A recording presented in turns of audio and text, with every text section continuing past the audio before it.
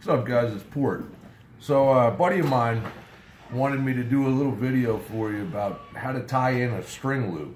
So say you get your string loop, maybe it's frayed, it's going to crap, you know, or you just want to use a loop for a new release style. You're going to cut off your old loop, and what I like to do is I like to use just a silver Sharpie, something I can see. I make a mark on the serving.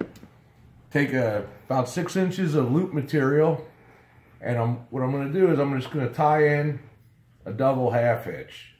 All right, and we'll zoom in a little bit on this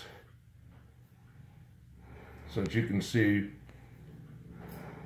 what that double half hitch looks like. But it's already, I got the end already melted, and I just put it right down to where my mark is. And that's how I know I'm back in the right place. Now we'll pause this and I'll show you the next step.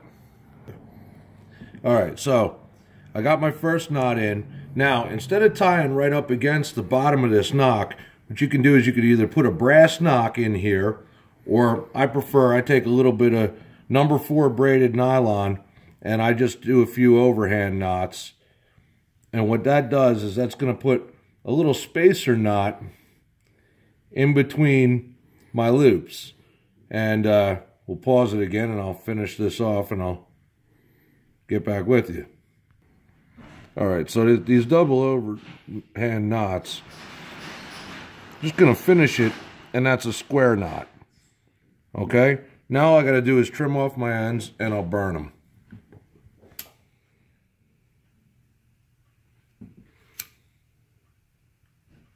Now what this spacer knot is doing is when I tie this other double half hitch in, this time I'm going to go opposing directions, so hopefully it'll keep the knot balanced. Alright, but having that little knot underneath the knock is going to keep my release head centered right behind. It's going to keep my release head centered right behind my knock. Instead of pulling up and pinching the knock, I'll be pulling straight behind the knock with my release head. So now I'm pretty tight there. I'm going to cut off my tag end on my loop here. And what I'm going to do is I'm going to kind of fray it out a little bit, fluff it up, burn it. It'll melt into a nice little bead.